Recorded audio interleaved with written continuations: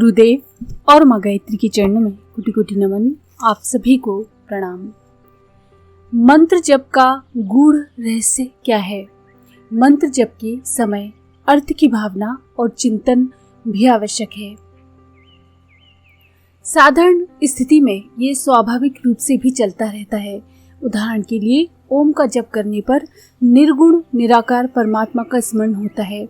राम नाम जपने पर मर्यादा पुरुषोत्तम श्री राम की छवि मन में आनी चाहिए। गायत्री मंत्र का जप करते समय जैसे तीनों लोकों की सृष्टा ईश्वर के तेज का ध्यान करने और सद्बुद्धि की प्रार्थना का चिंतन चलता है। महामृत्युंजय मंत्र में मृत्यु के भय का निवारण करने वाला अर्थ चिंतन होता है। शुरुआती स्थिति में मंत्र जप के साथ उसके अर्थ का चिंतन सहायक है। साधना की उच्च कक्षा में पहुंचने पर अर्थ विचार की आवश्यकता प्रायः नहीं रह जाती। एक स्थिति आने पर उसका निषेध भी किया जाता है। इसका कारण चित्त की एकाग्रता का ध्यान रखना नहीं है। मंत्र विज्ञान के सूक्ष्म नियम मुख्य कारण है इसका, जिनके चलते मंत्र जप के साथ उसके अर्थ पर ध्यान नहीं देने का निर्देश दिया जाता है। वैसे अर्थ चिंतन का भी अपना महत्व है। गायत्री मंत्र का अर्थ सर्वविदित है। परम पूज्य गुरुदेव श्री राम शर्मा आचार्य जी ने इसके अर्थ चिंतन को ध्यान पद्धति और संकल्प साधना के रूप में उपदिष्ट किया है। इस ध्यान विधि और संकल्प से कितने ही साधकों ने अपनी व्यक्तित्व का पुनर्गठन किया, उसे सुदृढ़ बनाया और विकसित किया। अर्थ चिंतन एक सीमा तक साधक के स्तर को ऊपर उठाता है। उसके बाद मंत्र की ध्वनि ही काम करती है। ये सभी जानते हैं कि मंत्रों के गठन में ध्वनि और कंपन का विशेष महत्व है। मंत्र को जीवंत और जागृत करने में उन सिद्ध साधकों का बल भी अपना प्रभाव उत्पन्न करता है, जिन्होंने मंत्र साधना से उच्च आत्मिक स्थिति प्राप्त की है। इस बात को समझने के लिए हथियारों का रूपक दिया जाता है। उपयोग से शस्त्र की मारक क्षमता या धार तेज होती है।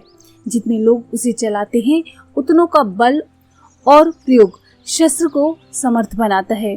मंत्र को भी साधकों की प्राण चेतना मांझती रहती है, उसे समर्थ बनाती है।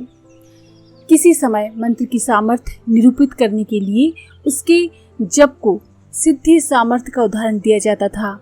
अर्थ की दृष्टि से गायत्री मंत्र में परमात्मा से सद्बुद्धि की प्रार्थना की गई है।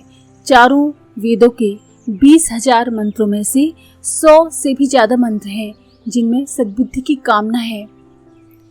छंद शास्त्र की दृष्टि से देखें तो ये मंत्र निर्दोष हैं और परिपूर्ण हैं, लेकिन संध्या उपासना में गायत्री मंत्र का ही उपदेश दिया गया है। क्यों? एक मुख्य कारण इसका है, अब तक करोड़ों साधकों द्वारा किया गया जप, उन साधकों के जप से अद्भुत प्राण शक्ति का अंश आकाश में विद्यमान रहता है। वो सतत जप करने वाले साधकों को अनुप्राणित करता है। जप में शब्दों के उच्चारण की अपेक्षा मौन जप को ज्यादा महत्व दिया गया है। उसके साथ भाष्यकार ये भी मानते हैं कि अर्थ की भावना साधक की चित्त को तुरीय अवस्था तक पहुंचने में बाधक बनने लगती है। स्वाध्याय से इष्ट देवता के साथ मिलन होता है। योग दर्शन में लिखा गया है, एक अवस्था में जप के साथ अर्थ की भावना ठीक नहीं रहती, मन विषयांतर में दौड़ता रहता है। स्वाध्याय स्थिर होने तक ही अर्थ भावना अविच्छिन्न रहनी चाहिए। उसके बाद जब आरंभ होते ही इष्ट की छवि में चित्त का लय हो जाना चाहिए। इस स्थिति में किया गया जप अनहद स्तर का होता है। जप का स्तर सिद्ध होने के बाद सामान्य स्थिति में भी साधक अपने इष्ट से तदात्म अनुभव करने लगता है। शरीर निश्चल आसन पर स्थित और इंद्रियां विषयों से विरत होने के बाद ध्यान सिद्ध होने लगता है। शरीर निश्चल होने का अर्थ ये नहीं कि वो जड़ और निष्क्रिय हो जाता है अथवा इंद्रियां अपना कार्य करना बंद कर देती हैं।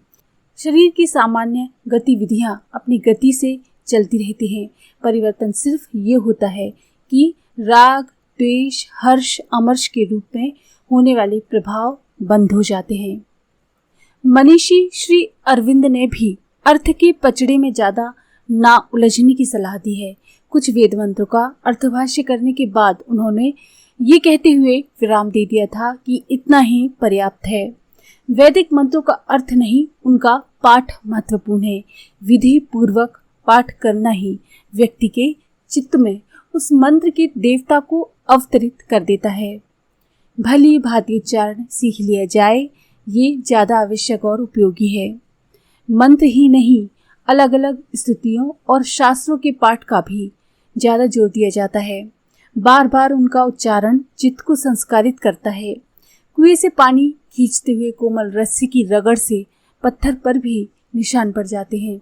इसके लिए किसी व्याख्या विवेचना की जरूरत नहीं है। मंत्र जप या स्तोत्र का पाठ, इसको भी इस आवर्तन की तरह किया गया है जिसका कोई अर्थ या भाव नहीं है। ध्यान नहीं रखे जाने पर भी वो अपना प्रभाव देता है, बल्कि ज्यादा अच्छी तरह से देता है, क्योंकि इस प्रकार प्रक्रिया ज्यादा कुशलता से चलती रहती है। अर्थ पर ही ध्यान केंद्रित करने से कई बार भ्रम भटकाव की आशंका हो जाती है। एक ही मंत्र के विद्वानों ने कई अर्थ दिए हैं। दर्शन और चिंतन मनन के स्तर पर उनका महत्व है। वे विद्वानों की बौद्धिक और आंतरिक स्थिति को व्यक्त करते हैं, लेकिन अंततः एक स्थिति के बाद वे रुक जाते हैं। उस स्थिति में भाव भरी और एकाग्र पुकार ही अंतस के द्वार खुलती है। उस द्वार से साधक का अपना इष्ट प्रकट होता है। तो कहने का तात्पर्य ये है कि मन में मंत्र अनवरत चलता रहे। भले ही आप कुछ भी काम कर रहे हों, लेकिन मन में मंत्र का चलना आपके मन को शांत, एकाग्र और स्वच्छ कर ही देगा, निर्मल कर ही देगा। आज के लिए इतना ही। अगर आपको ये जानकारी पसंद आई हो तो प्लीज़ लाइक करें, शेयर करें और सब्सक्राइब करें।